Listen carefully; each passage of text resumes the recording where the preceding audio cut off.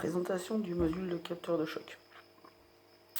L'idée, c'est un VIP qui a ce boîtier qui doit se déplacer d'un point A à un point B, mais le système est sensible au choc, comme une bombe, et s'il est trop brassé, la bombe explose ou perd du temps. Allez, on paramètre.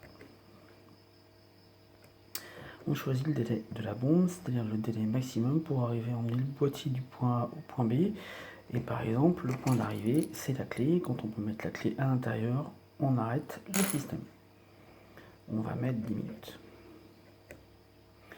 Ensuite, le niveau de difficulté correspond à la sensibilité du capteur. Plus le chiffre est bas, plus le capteur est sensible.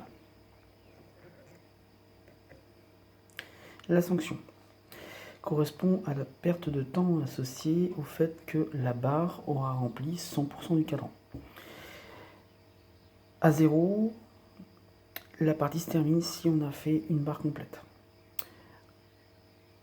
Si on dépasse le 0, ça correspondra à une perte en minutes. Donc là, si on fait une barre complète, on perd une minute. Si on fait une barre complète, on perd 3 minutes, etc. Je vais mettre 0.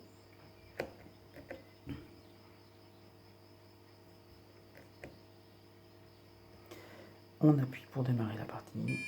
Et voilà, début de partie dans 10 secondes. Dans 10 secondes, le capteur devient sensible. Début de partie.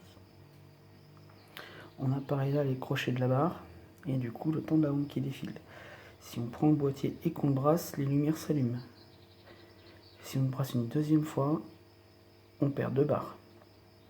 S'il reprend un choc, il s'allume. S'il reprend un autre choc, on vient de reperdre 2 barres. On aperçoit un chrono à droite. Si on ne bouge pas le boîtier pendant ce 30 secondes, on va avoir droit à un bonus de récupérer une barre.